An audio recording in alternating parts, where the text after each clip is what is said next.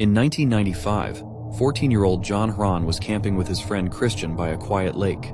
The night turned tragic when a group of teenagers approached, blasting offensive music from a stereo. One boy threw a beer can in John's face, demanding he say, "I love racism." After he refused to say it, they became enraged. The group brutally attacked him, punching and kicking him as they laughed. They threw beer cans at his head, burned him with a flaming stick, and destroyed his belongings, even setting fire to the tent he shared with Christian. Throughout the night, the group taunted him, pretending to apologize and offering beer, only to hurt him again. Eventually, they pushed him into the lake. Desperate, he tried to swim away, but two attackers circled to the other side to block his escape. They threatened to harm Christian if John didn't return, forcing him to swim back to protect his friend. Once back on shore, the group resumed their assault, hitting him until he lost consciousness. Finally, they rolled him into the lake, where he tragically drowned. Daniel Hansen, Mikael Fjellholm, and two other attackers, whose names were withheld due to privacy laws, were all sentenced to several years in prison for their horrific crime. Her husband mysteriously vanished, and afterwards, she married his best friend. This is an absolutely unbelievable case and really makes you feel like you can't trust anybody. This is Jerry Michael Williams, and he went by Mike. In school, Mike was very smart, very popular. He had lots of friends. He met his best friend in school named Brian Winchester. The two would be lifelong friends. They were like family. They were more like brothers. I really cannot stress enough how close these two guys were. When Mike was 15, he also met his high school sweetheart and his future wife, Denise. She was the beautiful cheerleader. He was the football star. Mike's best friend Brian also married his high school sweetheart, so the four of them were just this close group, lifelong friends, way into adulthood. They were inseparable. They did everything together. By December of 2000, Mike and Denise were about to celebrate their 6th wedding anniversary. They had a daughter, and they were planning on trying for their second child when Mike disappeared. On the morning of December 16th, Mike took his boat out to Seminole Lake to go duck hunting, and he never came home. An extensive search was done for 44 days. They found Mike's truck parked near the lake. They found Mike's boat in the lake, but they never found Mike.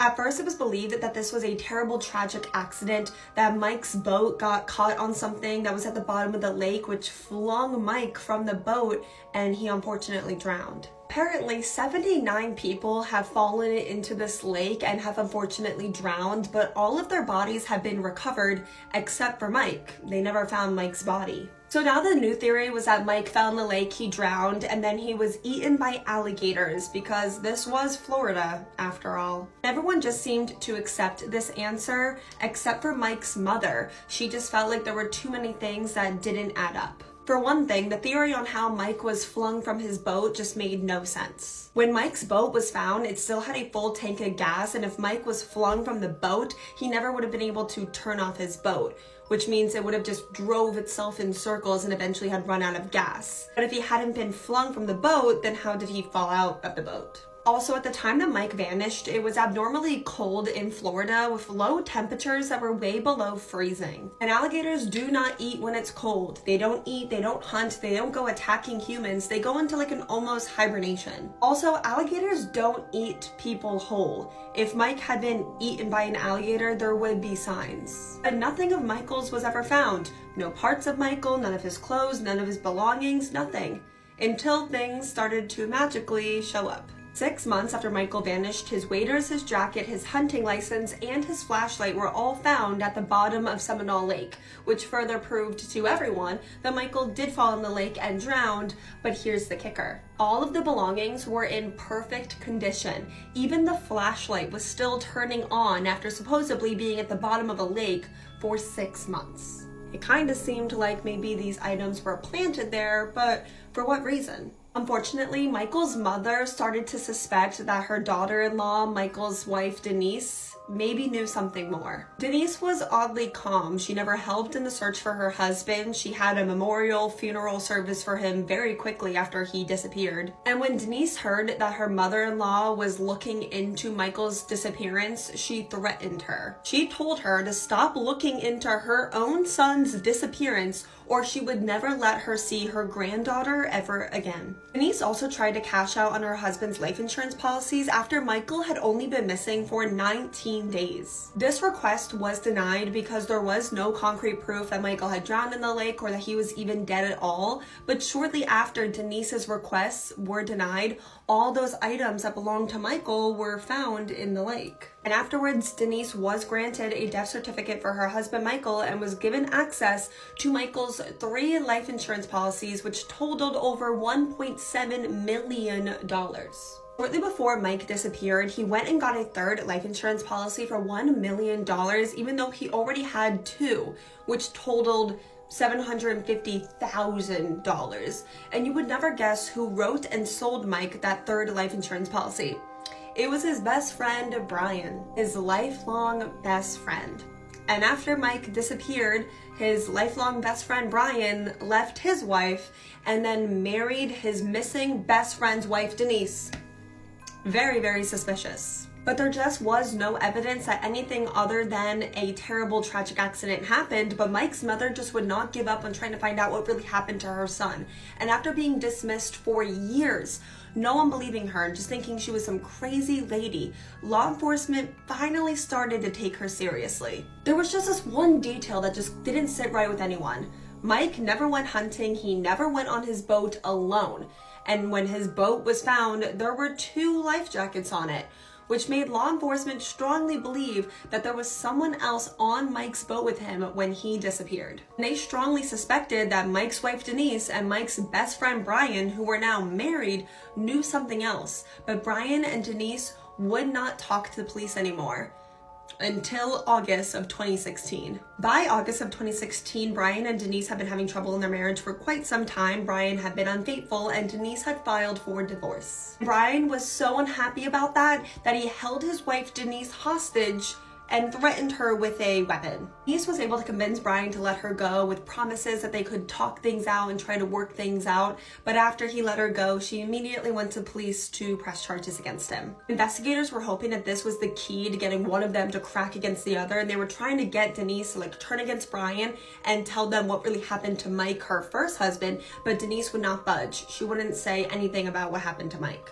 Same day, Brian was arrested for kidnapping and aggravated assault with a firearm, and since Brian was facing life in prison for those 2 charges, he made a deal. Brian would need to make a full confession about what really happened to Mike and testify against Denise, and in return, he would receive full immunity. So it turns out Brian and Denise had been having an affair for 3 years before Mike was murdered. They wanted to be together, but Denise didn't want a divorce because it was against her religion. But murder was fine, and they started planning Mike's murder for a year. On the day that Mike died, his best friend Brian invited him to go hunting, and while they were out on his boat, Brian pushed Mike into the water with hopes that his waders would pull him under the water. Mike was actually able to, get the waders off, and he was able to swim to a stump that was sticking out of the water and hold on to it. And Brian, who felt like there was no way out of this now, he was in too deep, took out his weapon and shot and killed his best friend Mike. And my heart just breaks thinking about how terrified and confused Mike must have been in his final moments. Brian then took police to where he buried Mike's body, and Denise was arrested and put on trial for Mike's murder almost 18 years after Mike first disappeared. It's really crazy how they almost got away with this, and to be honest, they kind of did in the end anyways. Denise was found guilty for first-degree murder, conspiracy, and accessory after the fact, and she was sentenced to life in prison without the possibility of parole. Denise appealed her convictions, so the first-degree murder charge and the accessory charge were both overturned. The only charge that was upheld was the conspiracy to commit murder charge, and she was sentenced to 30 years. And since Brian was given full immunity for his confession, he will never, ever, ever, ever be charged for murdering his best friend. It is really bittersweet, and I'm really interested to hear what you guys think about that. On one hand, without Brian's confession, we would never know what happened to Mike. We would never have his body. We would never be able to put him to rest. We would never be able to get Mike justice, even though, at the end of the day, I feel like justice wasn't even given. I'm definitely interested to hear what you guys think about this case, and if you feel like you'll ever be able to trust anyone ever again after hearing it. Let me know all your thoughts in the comments, and while you're there, please let me know what case you want to see me cover next. And until then, love you guys so, so much. Bye. My Roman Empire is what happened to Tamla Horsford. Now, if you don't know this crime case, strap in because it really is wild. Tamla was a 40-year-old married mum of 5 boys. She was living in Georgia and she was a lovely woman. Everyone who knew her said she was super warm. She's obviously, as you can see, beautiful, and she's just got this lovely energy about her. She was nicknamed Super Mum because of just how supportive she was to her boys. She would often show up to their events with like signs just cheering them on. Her youngest son was just 4 at the time of this case. Now, obviously, as a busy mum, she needed a rest sometimes, and an upcoming adult sleepover seemed like the perfect opportunity. It was November 2018 and Tamla's friend Jeannie Mayer invited 9 women to sleep over at her home. Most guests started to arrive around 7 o'clock. And after initially stating that this would be a female-only sleepover, 2 men did actually end up turning up and going to the basement of the home to watch some football on the TV. One was Jeannie's boyfriend, Jose, and one was another woman's husband called Tom. The women had all met through their son's football team, but some didn't know Tamla too well.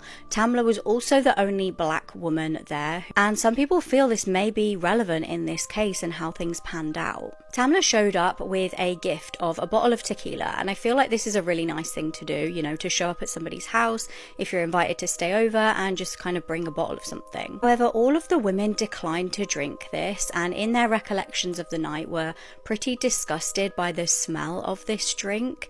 They all recalled it stinking, and in my opinion they just kind of sounded a bit snobby and almost like they were bullying her. Personally, if I was given a gift, no matter what it was, I would just kind of thank the person, and if I smelt it and it didn't smell good, I would just put it away. Now, the night carried on and it was relatively uneventful. The girls were sort of taking photos and playing Cards Against Humanity as well. The only thing really to note was apparently Tamla had been smoking C during the evening, and one of the women apparently told her not to. Someone had jokingly called her the female Bob Marley. Now, Tamla was apparently the last one up, and she had said that she was going to go and have a smoke outside at around 1:47 a.m. Now, this was confirmed by a partygoer named Bridget, who was picked up at this time. There was actually a home security system set up at this house, and it did send an alert every time the door opened. Alerts showed that the outside door opened and closed and then opened again, but was not shut. So we can kind of assume that the door was left open or at least ajar. This was reportedly at 1:57 a.m. So we're now at the following day, and apparently Jeannie's aunt Madeline came down to make some coffee at roughly 8:30 a.m. I've seen it reported as slightly differing times, but kind of this time in the morning. When she did, she saw something chilling. She stated that she saw Tamla lying on the ground outside face down, almost in like a faceplant position. Now, I can't imagine what I would do in this situation, but I imagine I would either run over to the person on the floor or immediately call for help or an ambulance. Rather than immediately call for help though, she said she started praying and then decided to go and tell Jeannie what she'd seen, again, rather than going actually out to Tamla. She said she knocked on her bedroom door but heard the shower running, so waited, and Jeannie denied being in the shower at this time and said she was asleep. A few minutes later, she apparently tried again on the door and Jose came out, and Madeline told him there was something wrong with your friend from the islands. She said she couldn't remember Tamla's name. Now, the 911 call was very strange. It's apparent that no one actually checked to see if she was breathing and nobody attempted to do CPR. The call is very focused kind of around what the attendants at the party assume happened, which was that they assumed she'd fallen off the balcony. They also take the time to state that she had been drinking and even detail the fact that they'd been playing Cards Against Humanity, which I don't know how that's relevant to a 911 call. People at the party described her as being face planted with both arms by her side. However, the police report states she had one arm up, kind of in a bit of an unusual position, like almost like up near her head with her fist closed. Jose also stated that he moved a cigarette off the balcony because of his OCD. Now, the original autopsy stated that she had a dislocated wrist, broken neck, and laceration to her heart muscle. And I say original autopsy for a reason. We'll explore this in a little bit. Interestingly, the house had CCTV outside of the house covering the area where Tamla would have been. However, apparently all of the CCTV cameras had no battery. The scene was also never preserved as a crime scene, so valuable evidence could have been lost. It also just seemed odd that she would fall over the balcony when there was a 4-foot railing, as you can see. The police interviews that were conducted seemed extremely informal. The party attendees did not seem to be pressed for much information, and Jeannie also bought the investigating officers Dunkin' Donuts gift cards and was joking around with them in a very light-hearted way. Phones were never seized, at least not until 2 years later, but by that point some of the party attendees even had new phones. Tamla was found to have a high amount of THC in her system and her death was ruled an accident. However, Tamla's family had an independent autopsy done, and this kind of contradicted some of the information from the original one. First one stated she had a dislocated wrist, but the independent one showed this was actually a fracture of the right forearm. She didn't have injuries consistent with falling off a balcony. You'd kind of assume that if this was the case she'd have skull fractures or missing teeth, etc., but she didn't. The doctor who conducted the autopsy stated that in his opinion, the lack of broken bones and the lack of a subcutaneous hemorrhage, which basically means bleeding below the skin, makes him skeptical that she fell from a building. Reports from the time also seem to suggest that the way she was found indicated she fell onto the floor from the ground, rather than from a distance up. Interestingly, the boyfriend of the woman who owned the house, Jose, was a court employee, and he ended up being sacked for illegally accessing documents related to the case. Let me know what you think about this case in the comments. As far as I can see, the family are still adamant that this was not an accident. It will never make sense to me how someone can just vanish into thin air when there are multiple sightings of them on CCTV, especially when they disappear within a matter of minutes, never to be seen again, leaving behind no clues. That's what happened to 22-year-old Jack O'Sullivan, and while police are saying one thing happened, there's so much proof to suggest it didn't. This is one of the most bizarre missing person cases I have ever come across, so let's talk about it. In March of last year, Jack was living with his parents in North Somerset, England. He had just graduated with a degree in history, and he was temporarily living with his parents while studying for a law conversion course. His life was just getting started when what was supposed to be a fun night out turned into him never being seen again. On March 2nd, 2024, Jack left his parents' house at around 8:20 p.m. and took a bus into Bristol. He met up with 3 of his friends at a pub called Wetherspoons, and at 11 p.m. they all decided to go to a house party in the Hotwells neighborhood of Bristol. There was drinking involved at this party, which is pretty typical for 22-year-olds. But what exactly happened at this party has never really been explained. Some reports say that Jack fell down a set of stairs and hit his head. Another report says that he may have gotten into a small altercation at said party. Someone reportedly joked that he had too much to drink, so Jack shoved him, but it didn't seem to escalate further than this. At 1:52 a.m., Jack texted his parents and said that he was thinking about going to a club with his friends, but not to worry because he would get a taxi home. This made them feel better because he was taking all the right steps and being cautious.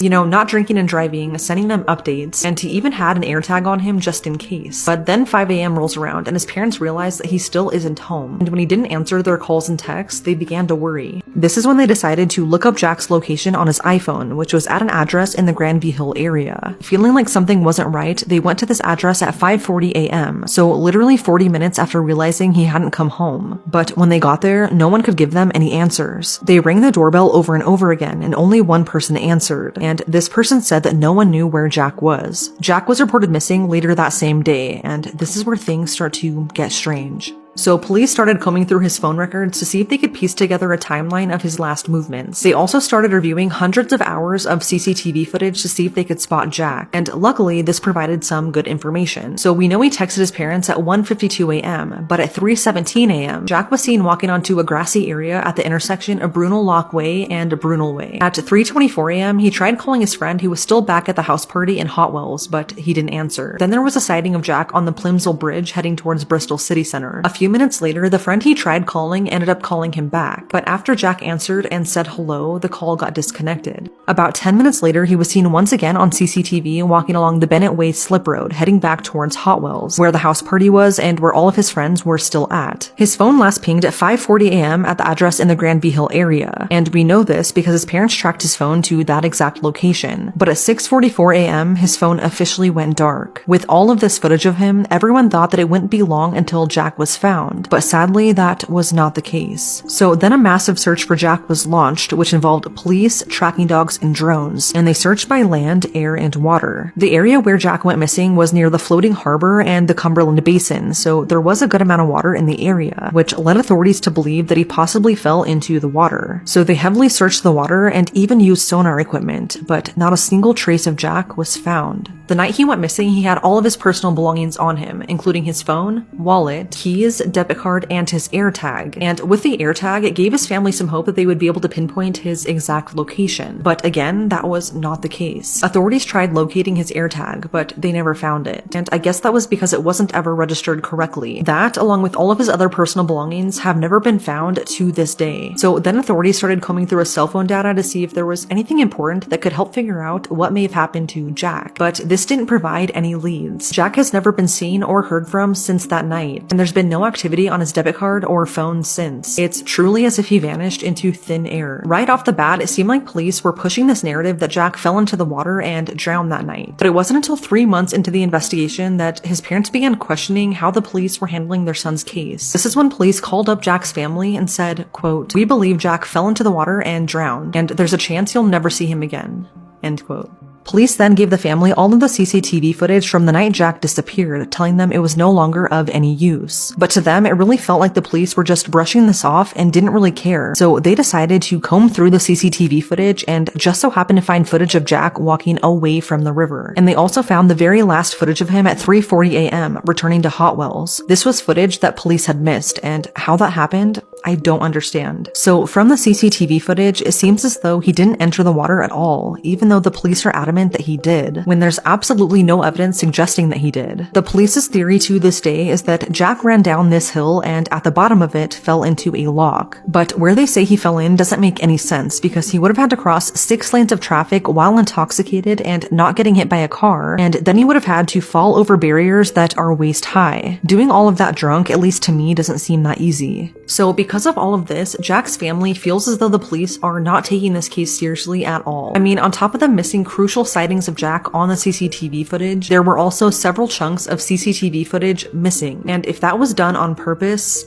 no one knows. Adding to this, the house where Jack's phone last pinged was only ever searched once, and it wasn't even a thorough search. What's also odd is that the police only ever interviewed one person who was at the same party as Jack that night, and this seems like such a failure. You never really know what could have happened at the party that night, or if it was in some way connected to his disappearance. Authorities have not let Jack's family use the tracking dogs outside of the initial search, and on top of this, a drone operator who had been helping search for Jack thought she saw something strange. She thought she saw what looked like a human shape in some shrubs when looking for Jack, and so she gave this information to police along with the images she took, but she got no response. It actually took her emailing the police 4 times just to get them to finally answer her, but when they did, their response made her jaw drop. The police reportedly told her thank you, but that they wouldn't be going to check the shrubs because it was out of their search parameters. Despite the obvious lack of care for Jack's case, police say they are still following up on every lead and that this is an ongoing investigation. Jack's family is worried that he may have gotten into a car that night thinking it was a taxi and ended up being met with foul play. And one of the reasons they think this is because they created a Facebook page dedicated to finding Jack. And shortly after creating it, they received information from someone who said they could have given Jack a ride on the night he went missing. They did give this information to authorities, but they dismissed it once again and said that it wasn't possible based on the evidence they had at the time. It's been over 300 days since Jack was last seen, and his mom says that this is like a full-time job for her. From the minute she wakes up to when she goes to bed, she is out there looking for him. It's coming up on a year now, and whatever happened to Jack that night remains a mystery. These are some of his characteristics and what he was last seen wearing. His family has also set up a GoFundMe to help continue funding the search for Jack. If you live in the area and possibly still have some security footage that has never been looked at, please consider sending it to this email. This also applies to anyone who might have any dashcam footage from that night if you were driving in the area. And if you have any information on the disappearance of Jack O'Sullivan, please contact the number and email on the screen with this reference number. He went into a public toilet and never came out. His mum was literally waiting for him outside and he just vanished inside of the toilet. Absolutely nothing about this case makes sense. It was just a normal day on the seafront at Saltburn, North Yorkshire on the 28th of December 92. 23-year-old Stephen Clark was there with his loving mother Doris. Now Stephen was born in the UK but actually grew up in South Africa. Despite having a disability, he was truly thriving in life. When he was little, he'd tragically been involved in a road accident and was hit by a lorry, which left him with a severely damaged left arm, a damaged leg, and a limp. Growing up, he'd spent a lot of time in and out of hospital because of this, where he'd had like physiotherapy and a lot of different treatments. His parents were pretty overprotective of him because of this. Now, despite his struggles, he had a great social life. He was in a band, he was a really good swimmer, and he loved anything to do with computers. He was really funny and had a great sense of humour, which kind of helped him to get through the tough times. He had a long-term girlfriend and he was a big Arsenal fan. In 1990, the family moved back to the UK, which is where tragedy struck once again. On the day in question, his dad went off to a football match and Doris and Stephen went to the seafront. They'd done this numerous times before, they lived very close. They took a little walk together, and when they noticed the tide was coming in, Doris suggested that they turn round and head back. But Stephen needed to use the toilet, so they made their way over to the public loos. Doris stood waiting for her son, but time went on and he never came out. It felt like something was up. She waited and waited, but no sign of him. Now, obviously, he was 23 at this time. He's literally an adult man, and she didn't really exactly want to go looking inside of the toilets, especially as they were male toilets. There were quite a lot of tourists around as well, quite a lot of people out at the time, so she presumed that in the confusion, in all of the people, he might have just walked home because their house really wasn't very far from there. But when she got back home expecting to see Stephen there, he wasn't. When Charles, the dad, returned from the football, he decided to go and look on the beach, but there was no sign of Stephen anywhere. He drove around for ages and there was just absolutely no clue. There was also no reason for Stephen to want to vanish either. Like I said, he was thriving. He'd even just won the Apprentice of the Year award and his future looked really good. Police had no luck finding any trace of him either, and frustratingly, according to Stephen's family, the police did very little to support them. Years and years went on and they constantly hoped that one day he would just walk back through the front door. In every crowd that they were in, they were searching for any sign, but there was nothing. Now, Doris and Charles were even at one point arrested for killing their son, despite there being nothing to suggest that this was the case. Cleveland police stated there was no specific piece of evidence behind the police's decision to ask for a warrant, but rather a combination of factors which led to the parents coming under suspicion. Their house was searched, their garden was dug up, but as far as we know, nothing was found. The parents were released without charge and honestly have been just through so much trauma with this case. They've done numerous TV appeals and even appeared in a documentary to try and get answers about their missing son. There have been at least 3 reported sightings of Stephen since his disappearance, but unfortunately nothing that's led to him being found. Ex-detective Mark Williams Thomas spent an extensive amount of time with the parents, questioning them, getting to know them, and talking to them about the missing son, and he believes that they were not involved. He literally said if they've had something to do with this, they are the best actors ever. They're now both in their 80s and still are desperate for answers, obviously. And anyone who has any information can contact Missing People's Helpline on 116000. I can guarantee you that nothing will make you lose more sleep than when you look into the disappearance and death of Dylan Redwine. How he went missing and then was brutally killed by his own dad after finding these really disturbing photos of him wearing women's lingerie and eating poop out of a diaper on his computer. I don't think you understand just how disturbing this case is, so let's talk about it. On November 18th, 2012, 13-year-old Dylan Redwine flew into Durango, Colorado for a court-ordered visit with his dad, Mark Redwine. He would mysteriously disappear shortly after arriving, and what happened after is something straight out of a nightmare. At the time, Dylan lived with his mom Elaine and brother pretty far away from Mark, but Dylan didn't mind because he didn't really like his dad that much. Mark and Elaine had been together for 18 years, but decided to split up, and they were currently in the middle of a divorce and custody battle. It was a pretty nasty battle, and thankfully Elaine did have primary custody of Dylan, but he was still court-ordered to visit his dad every once in a while, and one of those ordered visits just so happened to be Thanksgiving 2012. Dylan really didn't want to go for many reasons, but one of those reasons is because not long before this, he and his brother had accidentally found some pretty graphic and disturbing images of Mark on his computer. In these photos, Mark was wearing women's lingerie and a diaper, and he was then seen taking the diaper off and eating poop out of it. So obviously this was pretty shocking for the boys to see, but Dylan took a photo of them on his phone, and he planned to confront his dad about these images. He planned to do so on this Thanksgiving visit. And although he begged his mom not to make him go, like I said, this was court-ordered, so she really didn't have a choice, sadly. So on November 18th, security footage from the airport shows Dylan arriving in Durango at 5:52 p.m. According to Mark, after he picked him up, the two went to Walmart and then McDonald's, and then after that, they went back to Mark's house, watched some TV, and then went to bed. One thing to note is that Mark's house was pretty much in the middle of nowhere. Like, he was surrounded by the woods for miles and miles, and he had no neighbors. So seeing as though Dylan really didn't want to be around his dad, he made plans to hang out with a friend the very next day, but he never showed up. And this is where things take a disturbing turn. At 7:30 the next morning, Mark said that he woke up to go to work and tried waking Dylan up to see if he wanted to go with him, but Dylan said no, so Mark left. When Mark got home a few hours later, he said Dylan was nowhere to be found, but one of his fishing poles was missing along with Dylan's phone and his backpack. Nickelodeon was still playing on the TV and the front door was wide open. For some reason, this didn't seem to concern him at all, so another couple of hours would go by before Mark decided to call Dylan's mom, Elaine. He told Elaine that he had lost their son, which is kind of an odd choice of wording, but nevertheless, they both reported Dylan missing to the police. Authorities initially reported Dylan as a possible runaway, but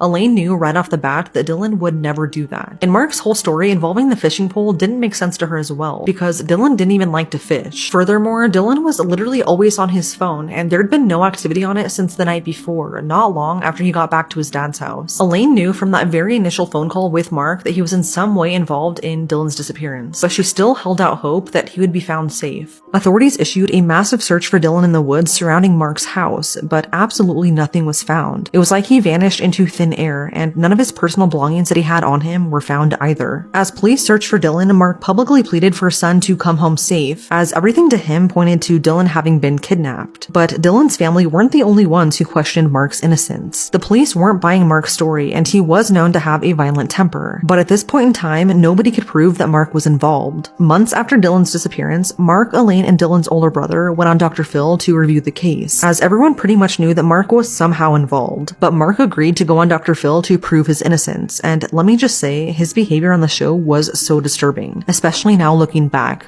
I remember watching this episode back, and I just had this gut feeling that Mark was responsible just by the way he was acting. He was being so nonchalant, and although he denied having anything to do with Dylan's disappearance, he was giving such a poor performance. He also refused to take a polygraph test, which was odd. There would be no movement in this case until 7 months later, when Dylan's partial remains were found just 8 miles from Mark's home. They were found in a deeply wooded area on Middle Mountain Road. He had been dismembered, and his head was still missing. This is what led authorities to search Mark's home, and what they found is horrifying. Police found traces of Dylan's blood all over Mark's living room, as well as the scent of a human cadaver. Authorities brought in bloodhounds, which also hit on the presence of human remains in Mark's washing machine, as well as his truck and the clothes he was wearing the night Dylan disappeared. If that wasn't suspicious enough, after the discovery of some of Dylan's body parts, Mark skipped town and didn't help with the investigation. I don't get how he wasn't immediately arrested after all of this, but he got lucky and wasn't. It was around this time that Mark told his other son that police would need to find the rest of Dylan's body and his skull to find out whether or not he died from blunt force trauma, which is a really disturbing thing to say, and you likely wouldn't say it if you were innocent. Another thing that's extremely noteworthy is the fact that as this was all unfolding, Mark told an ex-wife that if he ever needed to get rid of a body, that he would leave it somewhere out in the mountains. Even with all of this evidence, police still wouldn't arrest Mark, and why that was, I have no idea. But 2 years later, almost on the dot, Dylan's skull would be found 2 miles from where the rest of his body was located. A couple of hikers had stumbled across it, and now authorities could determine what really happened to Dylan that night. Authorities found that Dylan likely died on the night he arrived at his dad's house from a skull fracture and sharp force injuries. It took 5 years, but in 2017, Mark was arrested and charged with the murder of his son. It was determined that in a fit of rage, Mark killed Dylan after confronting him about the disturbing photos. He then dismembered Dylan's body and scattered his remains all throughout the woods surrounding his home. In 2021, almost 9 years after Dylan was killed, Mark was found guilty of the second-degree murder of his son and sentenced to 48 years in prison. What gets me is that during that entire 9 years, he put his family through absolute hell in never telling them what happened to Dylan, when in reality, he knew all along the horrible fate that he suffered. He even lied on Dr. Phil, literally torturing Dylan's mom and brother, when he in fact killed him. All over those photos. Mark has never shown any remorse for what he did, and he's never accepted any responsibility. To this day, he still denies any involvement in his son's disappearance and death. This is probably one of the most disturbing cases I've ever heard about, and yet I always find myself thinking about it. Because all Dylan wanted to do was stand up to his dad, and I just can't imagine the horror that he must have felt in his final moments.